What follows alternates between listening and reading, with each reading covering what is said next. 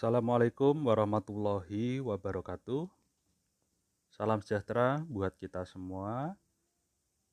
Pada kesempatan kali ini, kita masih melanjutkan materi yang sudah kita bahas sebelumnya. Kali ini kita masuk di chapter ke-8 dari buku Bovie and Thiel. Topiknya adalah mengenai organisasi dan teamwork. Ya.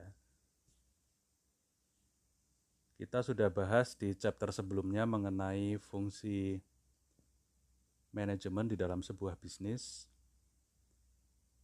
Di dalamnya kita juga sudah mengkaji secara khusus mengenai fungsi-fungsi utama di dalam manajemen. Ada planning, organizing, leading, dan controlling. Nah, materi pada chapter kali ini masih relatif terkait dengan pembahasan mengenai organizing. Jadi ketika sebuah bisnis sudah menetapkan sebuah rencana tujuan, ya, lalu kemudian menyusun struktur organisasi untuk mencapai tujuan tersebut, ya, perlu dikaji juga beberapa hal yang terkait dengan pengorganisasian itu. Nah, itu yang akan kita bahas di sini, ya. Secara spesifik, kita akan mempelajari beberapa hal, ya, yang tujuan pembelajarannya adalah 5 ini, ya. Yang pertama, setelah belajar chapter ini, diharapkan saudara bisa menjelaskan pertimbangan-pertimbangan utama di dalam mendesain sebuah struktur organisasi. Kemudian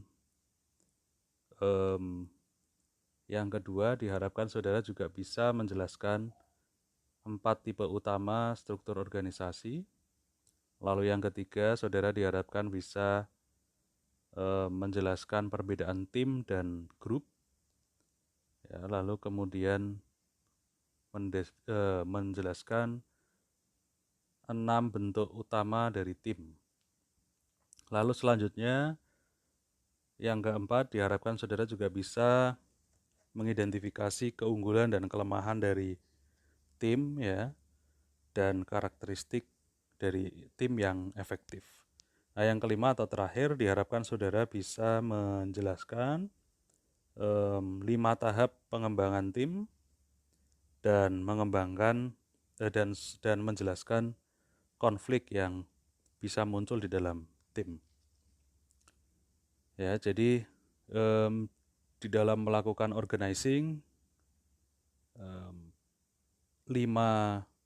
poin yang akan kita pelajari ini penting untuk diketahui dan dipertimbangkan, gitu ya. Makanya chapter ini juga sangat terkait dengan chapter yang sebelumnya mengenai organizing, dan ini tentu saja masih sangat penting, ya, untuk saudara ketahui, ya, ketika nanti menjadi seorang pelaku bisnis atau menjadi karyawan yang bekerja di sebuah perusahaan.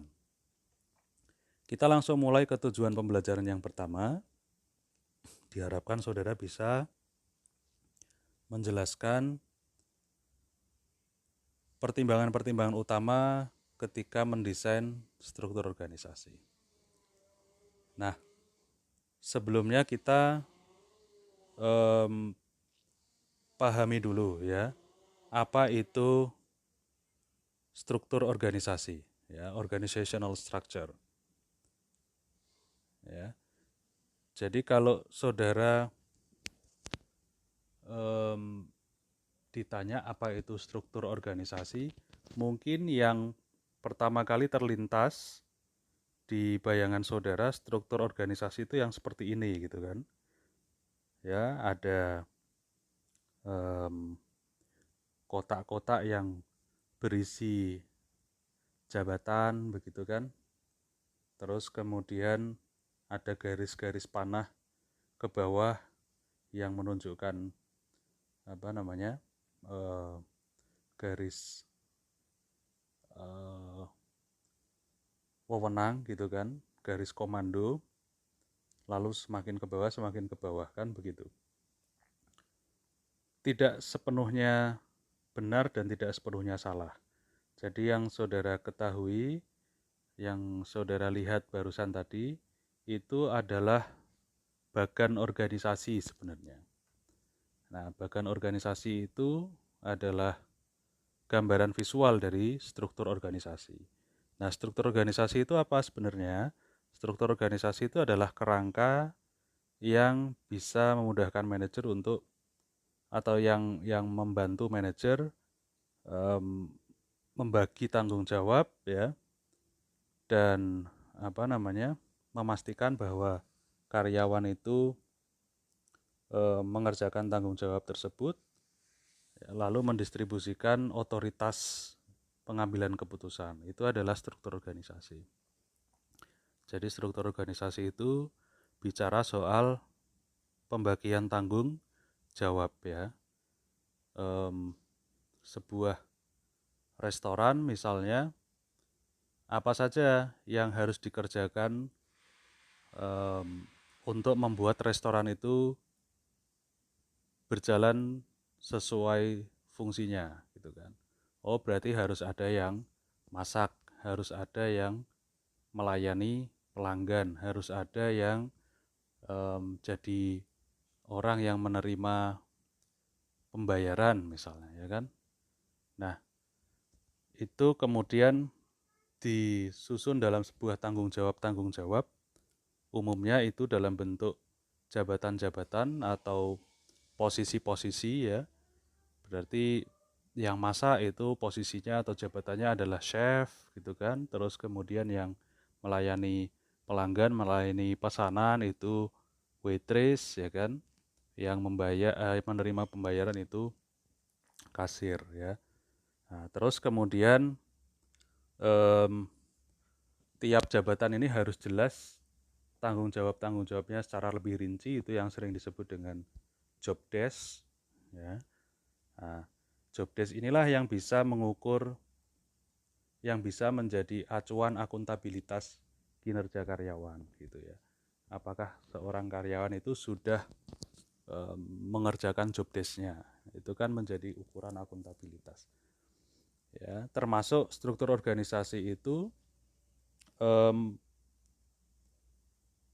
merupakan kerangka yang tadi ya berfungsi untuk mendistribusikan otoritas pengambilan keputusan ya di restoran tadi. Misal yang paling atas ada manajer resto ini kemudian membagi otoritasnya kepada chef ya, kepada manajer marketing misalnya kalau ada, kepada bagian keuangan misalnya. Bagian keuangan nanti juga bisa membagi otoritas pengambilan keputusannya kepada kasir misalnya ya.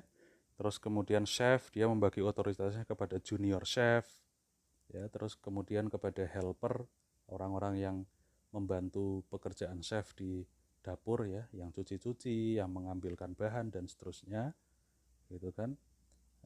Terus kemudian chef juga membagi kepada waitress misalnya ya, dan seterusnya. Itu yang dimaksud dengan struktur organisasi. Nah, bagan organisasi itu adalah gambaran visual dari struktur organisasi.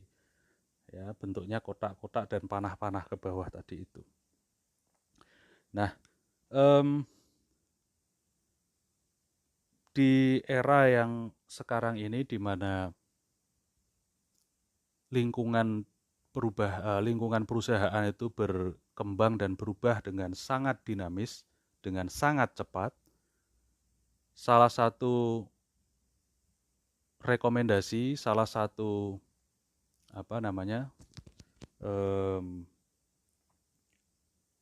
isu yang berkembang di kalangan peneliti dan praktisi manajemen itu adalah bahwa struktur organisasi di dalam sebuah perusahaan yang baik itu adalah struktur yang agile ya. Itulah yang disebut dengan agile organization. Nah, apa itu struktur yang agile atau agile organization? Yaitu adalah perusahaan atau organisasi yang struktur, kebijakan dan manajemen yang ada di dalamnya itu bisa memberikan keleluasaan kepada karyawan untuk merespon perubahan lingkungan, merespon kebutuhan pelanggan dengan cepat, ya.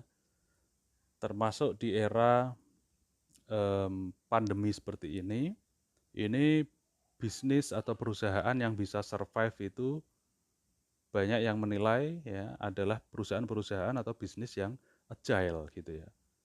Dari yang tadinya memproduksi pakaian, tapi karena situasinya seperti ini, permintaan terhadap semua kebutuhan yang bukan kebutuhan inti begitu itu berkurang gitu kan. Makanya banyak perusahaan misal yang beralih jadi produsen masker misalnya ya kan, dan seterusnya dan seterusnya. Ada warung makan yang kemudian menutup warungnya lalu membuka bisnis catering by order misalnya ya, PO gitu kan. Nah, ini juga bentuk organisasi-organisasi yang agile. Nah, umumnya di dalam mengembangkan struktur organisasi itu manajer atau pelaku bisnis itu perlu mempertimbangkan 4 hal yang ada di bawah itu ya.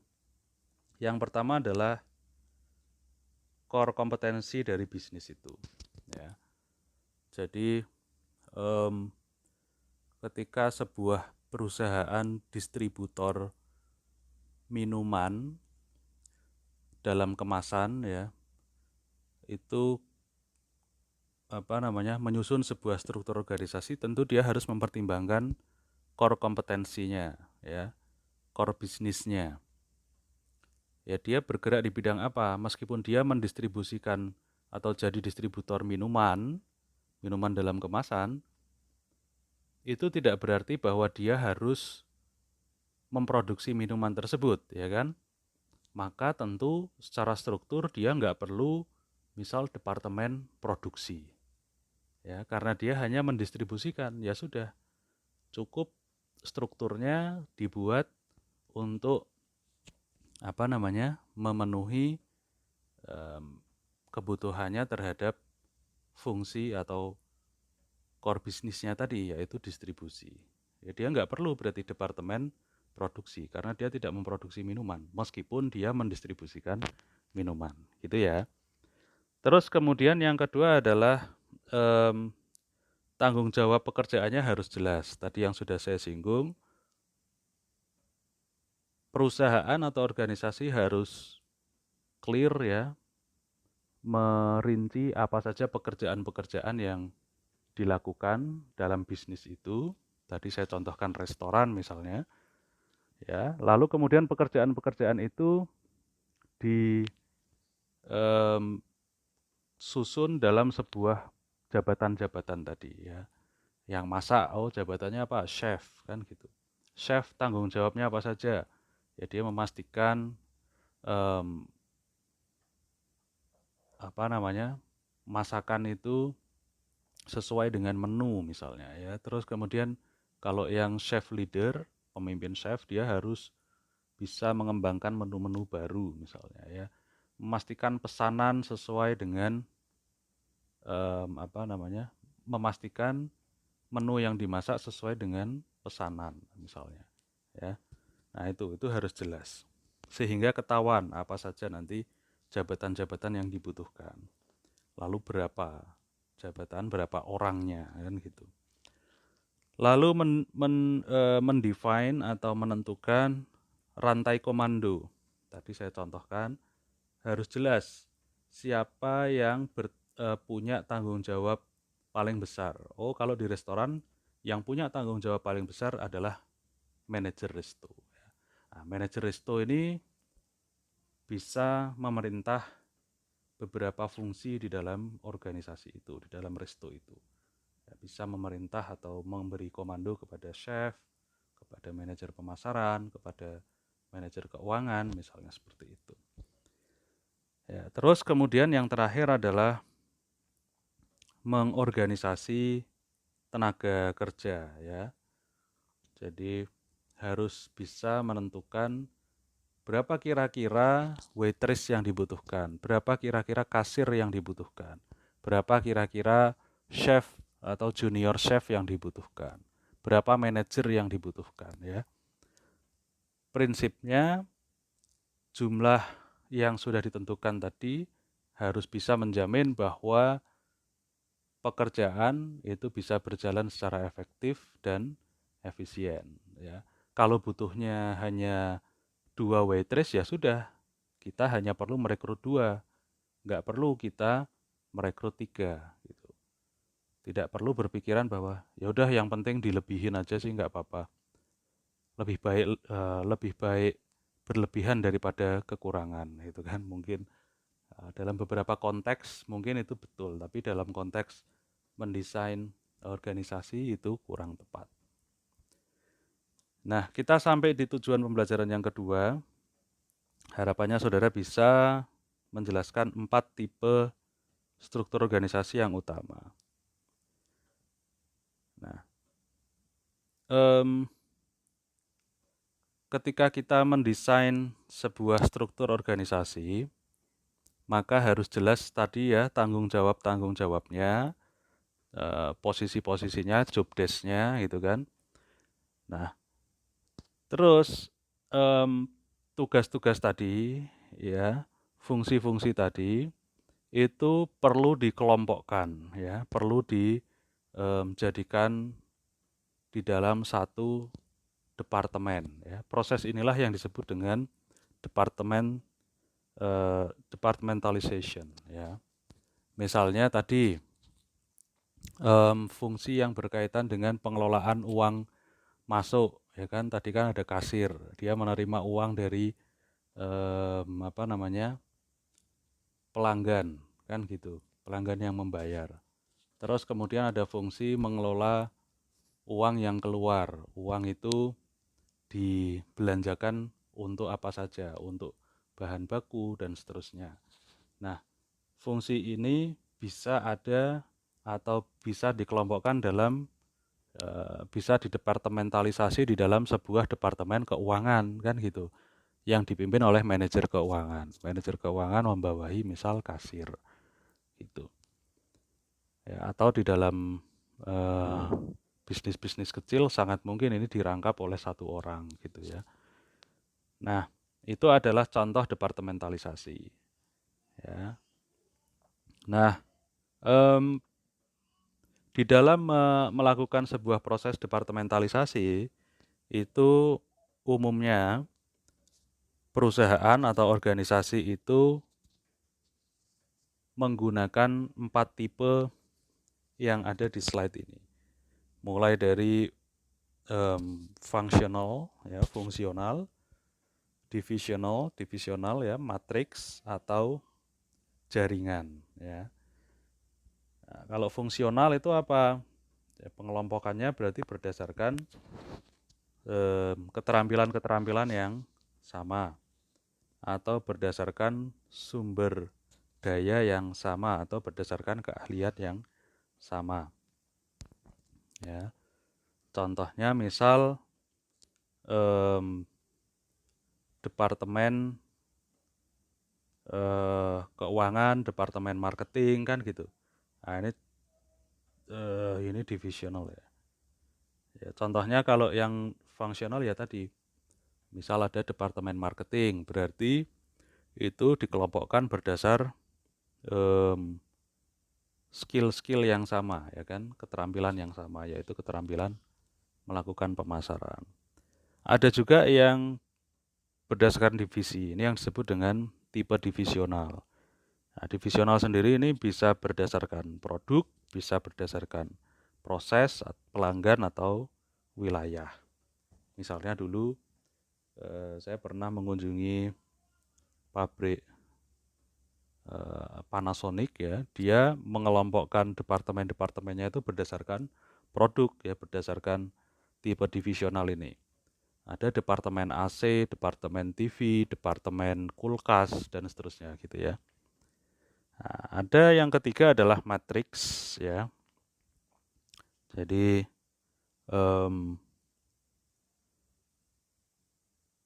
ada sebuah struktur yang didasarkan pada fungsi ya, fungsional. Kemudian ada yang berdasarkan project. Nah, biasanya orang-orang yang ada di dalam project ini itu mengambil dari orang-orang lintas fungsi ya gitu. Nanti kita lihat ilustrasinya.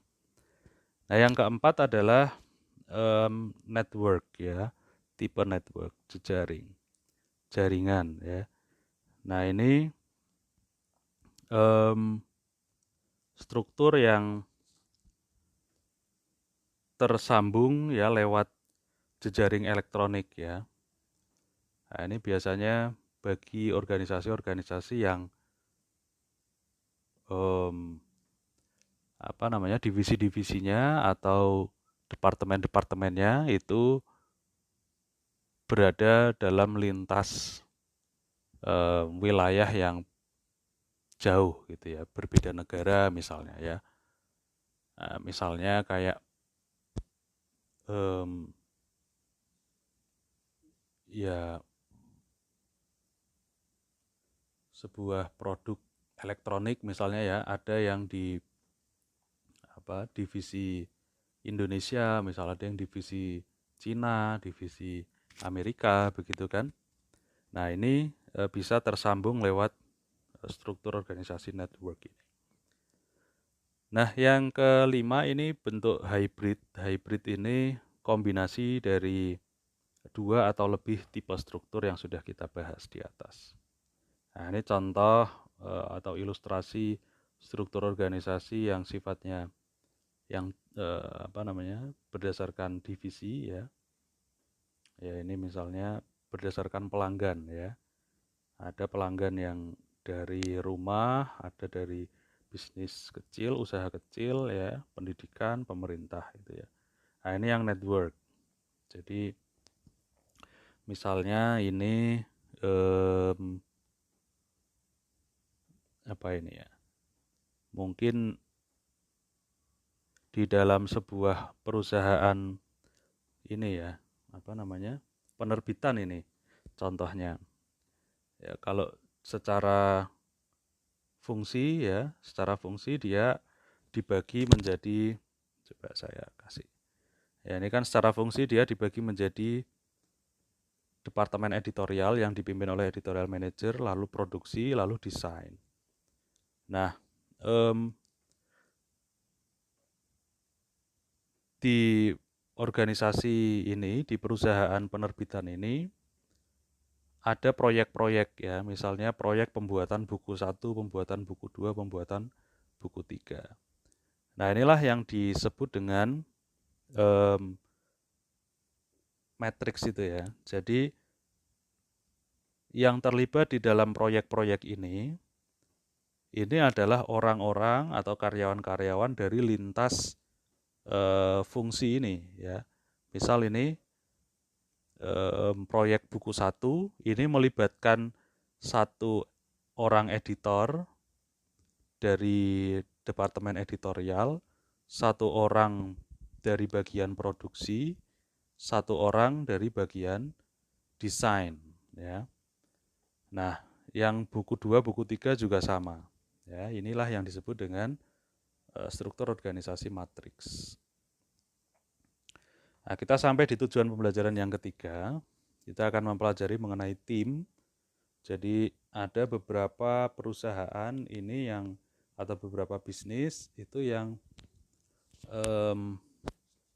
kadang tidak begitu cocok menggunakan struktur organisasi yang terlalu terdepartementalisasi seperti tadi ya, sehingga dia mengembangkan sebuah tim-tim gitu ya. Nah, apa itu tim? Tim itu adalah unit yang terdiri dari dua atau lebih orang yang punya misi dan tanggung jawab bersama yang sama, dan mereka bekerja sama untuk mencapai sebuah tujuan. Jadi tim ini berbeda dengan grup ya, berbeda dengan umumnya departemen-departemen yang tadi sudah kita singgung, terutama departemen yang berdasarkan fungsi dan divisi tadi, ya kan. Jadi kalau misalnya ada divisi produksi misalnya, ya, divisi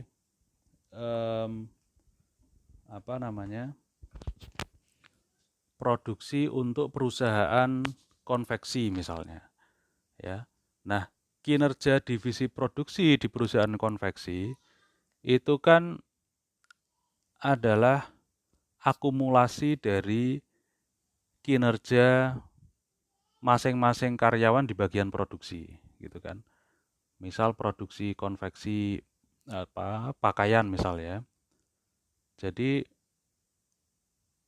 kinerja produksi konveksi baju tadi, pakaian tadi, itu kan akumulasi dari karyawan A ini sehari memproduksi berapa pakaian, karyawan B memproduksi berapa pakaian, karyawan C memproduksi beberapa pakaian, kan gitu. Misal karyawan A memproduksi 3 pakaian, karyawan B 4 pakaian, karyawan C 4 pakaian. Maka produktivitas dari divisi produksi pakaian itu adalah berapa? 8 tambah 3, ya kan? 11. Gitu. Jadi akumulasi ya kalau grup itu. Kalau divisi tadi. Nah, tim ini beda. Jadi kinerja dari tim itu adalah hasil dari sinergi antara orang-orang yang ada di tim tersebut. Gitu ya. Jadi misal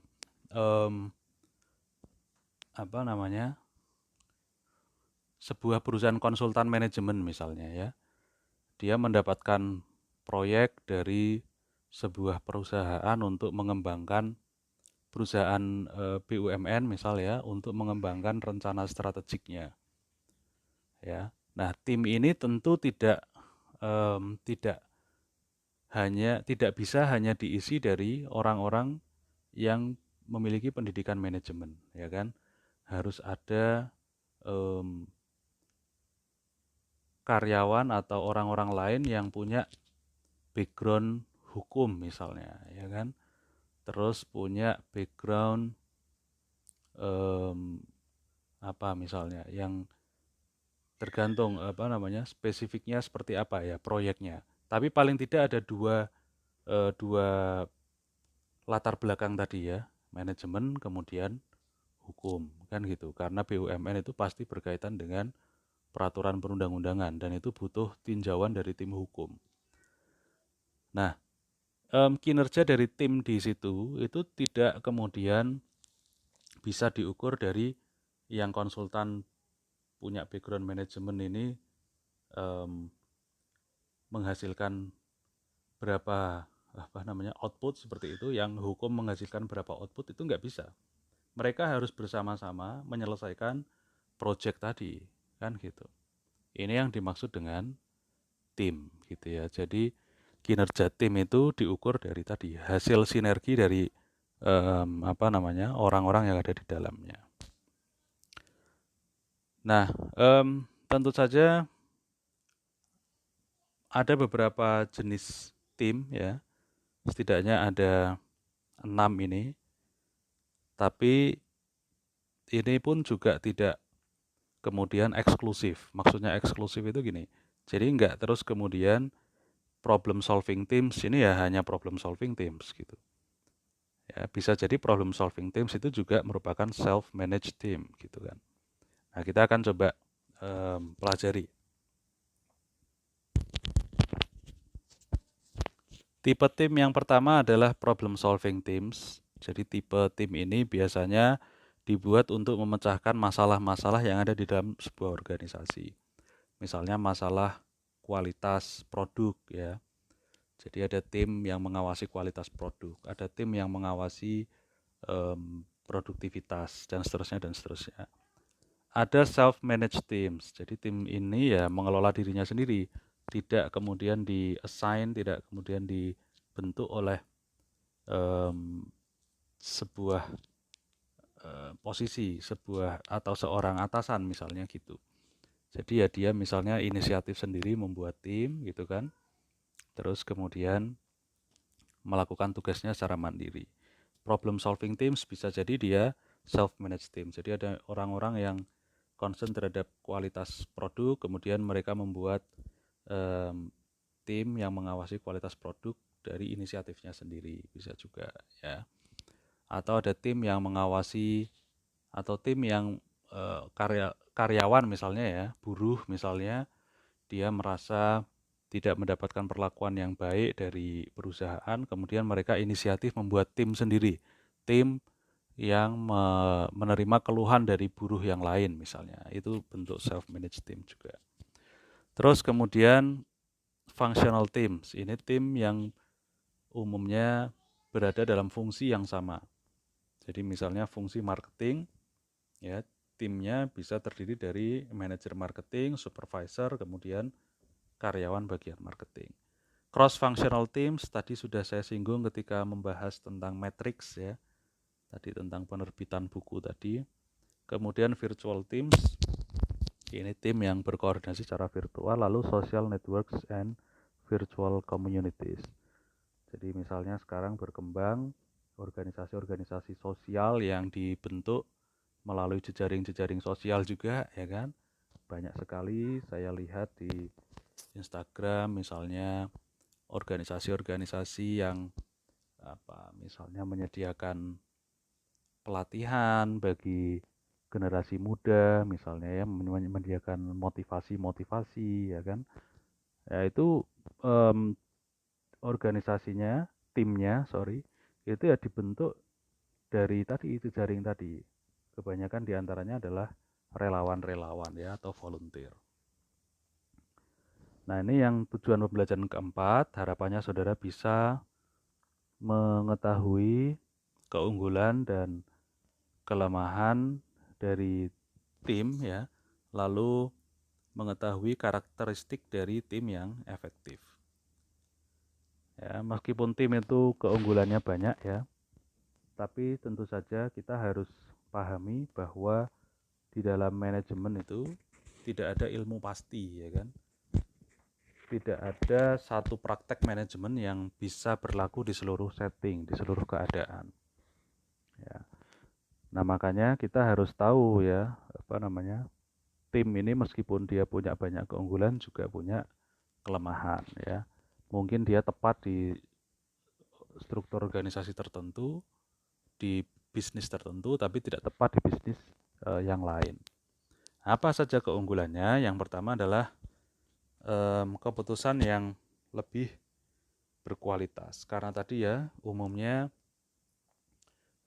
tim itu terdiri dari orang dengan berbagai macam latar belakang dan mereka bersinergi, maka kualitas input dan kualitas pemrosesannya itu bisa lebih maksimal dibanding grup yang umumnya cenderung homogen ya gitu. Terus selanjutnya meningkatkan diversity dari sudut pandang ya kan. Misalnya tim pengembangan produk baru ya bagi perusahaan makanan ringan. Ini kalau hanya dari satu sudut pandang, mungkin produk yang dihasilkan akan cenderung monoton dan mungkin tidak bisa mengcapture kebutuhan dari masyarakat yang lebih luas, misalnya seperti itu. Nah, kalau sudut pandangnya banyak, itu kan bisa lebih mengakomodasi banyak kebutuhan pelanggan, misalnya seperti itu. Terus komitmen terhadap solusi itu lebih baik karena tadi ya terdiri dari beberapa latar belakang tadi ya, sehingga mereka bisa menghadirkan solusi yang lebih baik Dan karena tadi tim itu ukuran kinerjanya bukan ukuran kinerja per individu, tapi sebagai sebuah tim, maka tadi komitmennya bisa tinggi. Lalu yang selanjutnya adalah kompetisi internal lebih rendah, ya kan, karena tadi ukuran kinerjanya bukan per individu tapi sebagai sebuah tim. Lalu fleksibilitas dan tingkat keresponsifannya itu juga lebih tinggi, ya, karena tidak ada hierarki di dalamnya. Umumnya pengambilan keputusan di dalam tim itu bersifat kolektif itu, makanya bisa cepat, ya, karena nggak lewat hierarki. Nah, tapi tentu ada kelemahannya, ya. Yang pertama adalah inefisiensi. Jadi meskipun tadi, ya, kadang dengan pengambilan keputusan yang sifatnya tim tanpa hierarki itu bisa lebih fleksibel, lebih responsif, tapi terkadang itu juga bisa menjadi inefisien. Kadang kalau ada perbedaan pandangan dan harus ada konsensus, harus ada kesepakatan, itu bisa memakan waktu yang lebih lama. Lalu yang kedua, kelemahannya adalah groupthink. Jadi misalnya di dalam satu tim ada 5 orang, kemudian 4 orang itu punya pandangan A, 1 orang punya pandangan B, itu yang 1 orang ini bisa jadi kemudian terpengaruh oleh 4 orang yang lain, sehingga dia ya udahlah ikut mayoritas saja, ya, gampangannya seperti itu. Terus kemudian motivasi individual yang menurun, diminish individual motivation. Kalau tim itu karena kinerjanya ukurannya adalah kesatuan tim, lalu kemudian ada satu individu yang merasa kinerjanya lebih dibanding yang lain dan rewardnya kok sama dengan yang lain, itu bisa motivasinya berkurang. Kemudian yang selanjutnya structural disruption. Jadi tim ini kadang kalau punya wewenang yang terlalu berlebihan, itu bisa mengganggu struktur organisasi yang tradisional gitu. Nah, yang terakhir adalah beban kerja yang berlebih. Ya, jadi kalau tim itu sudah menjadi tumpuan di organisasi, maka kadang tanggung jawabnya bisa terlalu berlebih.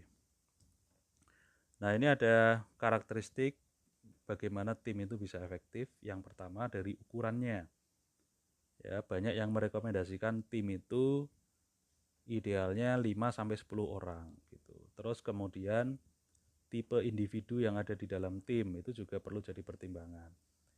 Idealnya ada orang yang menjadi task specialist, yaitu orang yang ya fokusnya bekerja gitu, ya. Pokoknya kerja untuk mencapai tujuan dari tim itu.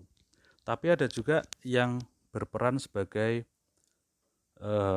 socio-emosional, ya kan, orang yang punya peran socio-emosional. Ini biasanya orang-orang yang bisa memotivasi, yang bisa mengeratkan tim itu. Ini biasanya menjadi pemimpin, ya, pemimpin di tim itu. Ada yang punya 2 peran itu, ya, dual role. Ada juga yang non participator, ya, jadi ini hanya tim hore gitu kan, cuma ikut-ikut aja gitu. Nah, idealnya paling tidak task specialist, socio-emosional ini ada di dalam sebuah tim. Terus kemudian karakteristiknya yang lain ada clear sense of purpose. Jadi setiap anggota di dalam tim itu harus punya gambaran yang jelas mengenai tujuan tim itu. Terus kemudian komunikasinya harus terbuka dan jujur, ya. Tim yang sehat itu yang ini, ya, yang bisa berkomunikasi secara terbuka. Apa saja yang harus dikerjakan, apa yang harus dikerjakan si A, si B, si C, si D, si A ini kurangnya gimana, si B kurangnya gimana, ini harus terbuka, ya. Kalau ada kritik disampaikan saja gitu, jujur. Nah, ini yang menarik di Indonesia, khususnya di Jawa ini mungkin agak tabu dan agak sulit ini dilakukan gitu kan, karena orang Jawa itu cenderung lebih suka menjaga harmoni sosial gitu kan, menghindari konflik-konflik seperti itu. Nah, nanti kita juga akan belajar konflik. Nah, yang selanjutnya adalah harus ada empati dan mutual understanding ya.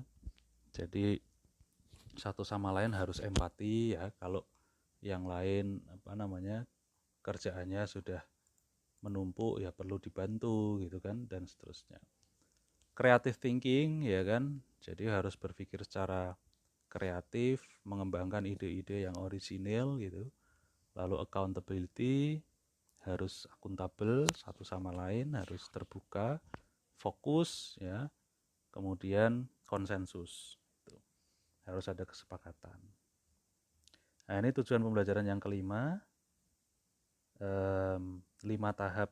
Saudara diharapkan bisa menjelaskan 5 tahap pengembangan tim dan memahami tentang konflik. Nah, jadi pengembangan tim itu kalau merujuk pada Bruce Tuckman ya itu ada 5 tahap. Yang pertama adalah forming.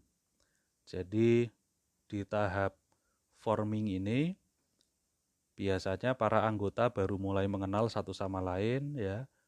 Kemudian mulai mengembangkan gimana sih tim ini harus berjalan, perilaku-perilaku apa saja yang tepat gitu, apa yang diharapkan dari tim ini kan gitu.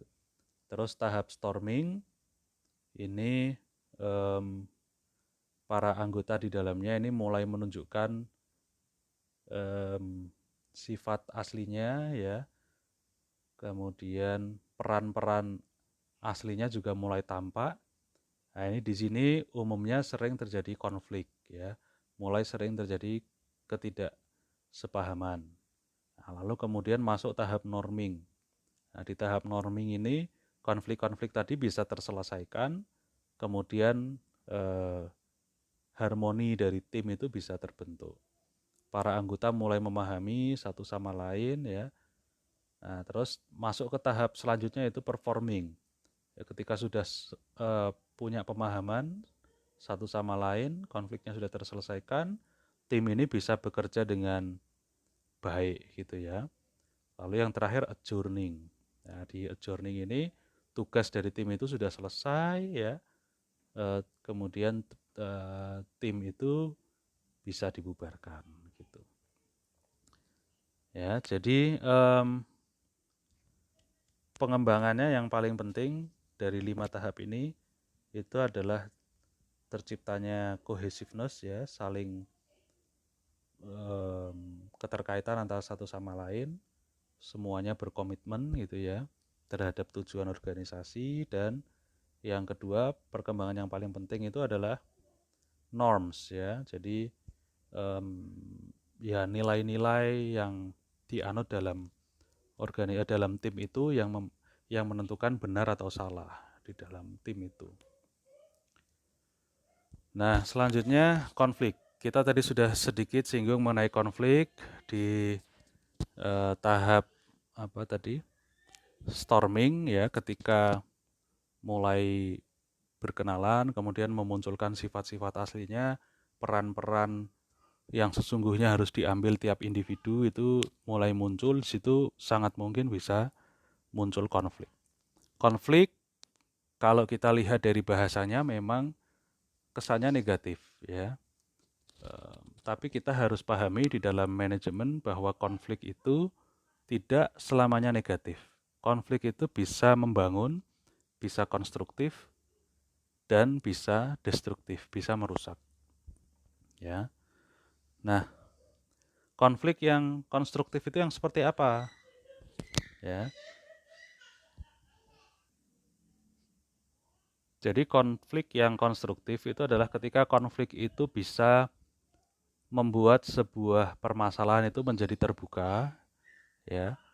Permasalahan-permasalahan yang menyebabkan isu itu menjadi nampak gitu ya. Kemudian ketika konflik itu bisa meningkatkan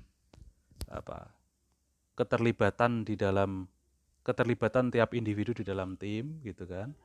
Lalu ketika konflik itu bisa menghasilkan ide-ide yang kreatif untuk menyelesaikan sebuah masalah. Itu adalah indikator ketika konflik itu disebut sebagai konflik yang konstruktif atau membangun. Di sisi lain, konflik bisa destruktif tentu saja ya. Itu ketika apa ya? Ketika apa ya? Ya motivasi dari anggota jadi menurun ya, moralnya terganggu ya, kemudian menjadi terpolarisasi, tim menjadi terbagi-bagi ya, menjadi kubu-kubu gitu kan. Nah, ini menjadi konflik yang destruktif ya. Nah, untuk bisa mengelola konflik, tentu saja kita harus tahu terlebih dahulu apa sih yang bisa menyebabkan konflik itu. Yang pertama adalah ketika individu bersaing mendapatkan sumber daya yang sama ya, dan sumber daya itu menurun. Misalnya kalau dalam organisasi ya keuangan misalnya ya, anggaran. Ketika anggaran itu terbatas dan ada anggota di dalam tim yang masing-masing punya kebutuhan yang sama besarnya, itu bisa menjadi sumber konflik. Lalu ketika pembagian tanggung jawab itu tidak tuntas ya, satu orang merasa tanggung jawabnya terlalu banyak dilimpahkan ke orang lain, tapi orang itu juga merasa tanggung jawabnya sudah banyak misalnya. Yang ketiga, komunikasi yang buruk yang bisa menyebabkan pada kesalahpahaman gitu kan. Nah, ini juga bisa menjadi penyebab konflik. Atau ngerasani di belakang itu juga bisa. Terus yang selanjutnya perbedaan nilai ya, perbedaan sikap, perbedaan personality. Yang satu orangnya punya toleransi yang tinggi terhadap ketidakpastian, yang satu toleransinya rendah terhadap ketidakpastian. Ini personality. Ketika itu ketemu, ya itu bisa menjadi konflik gitu.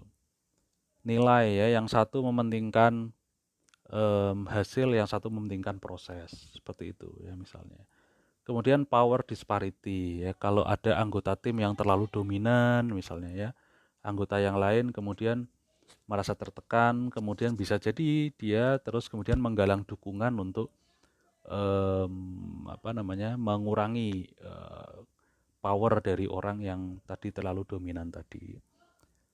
Kemudian yang terakhir, team members are pursuing different goals. Ini tentu juga bisa menjadi sumber konflik. Jadi tujuan kalau satu orang dengan yang lainnya berbeda itu bisa mengakibatkan konflik. Nah, terus gimana caranya supaya konflik itu bisa teratasi? Yang pertama adalah dengan proactive attention, yaitu lebih dulu fokus pada konflik-konflik yang sifatnya kecil sebelum membahas konflik yang besar. Kemudian communication, jadi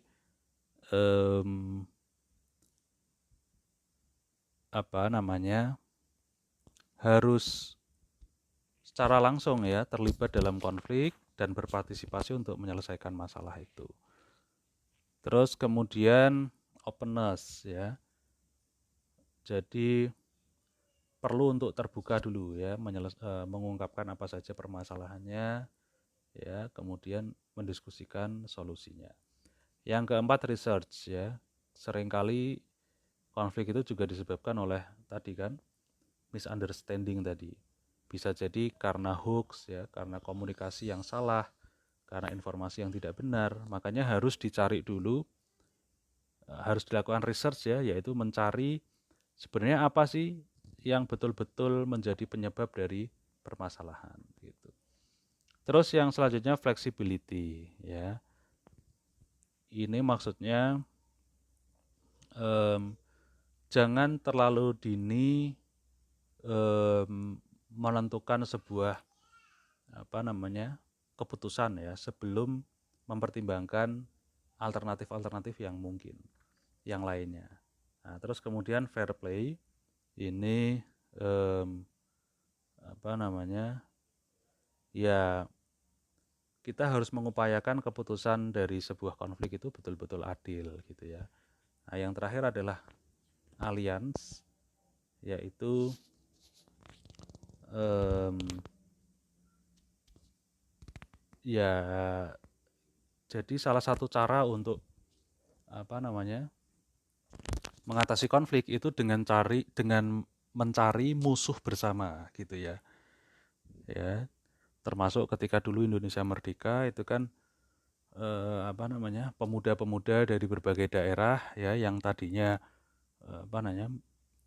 juga tidak satu visi gitu kan, bahkan mungkin ada beberapa di antara yang konflik, itu bisa menjadi satu suara dalam Sumpah Pemuda itu karena mereka menyadari ada musuh bersama yang lebih besar, yaitu penjajah kan gitu. Nah sama, tim juga sama. Ya, daripada kita berkonflik di internal tim kita, ya kan, kita lebih baik fokus untuk mengatasi pesaing kita. Itu juga bisa menjadi cara. Oke, saya pikir itu ya untuk materi chapter ke-8 dari buku Bobby Antil ini mengenai organisasi dan tim. Semoga bermanfaat.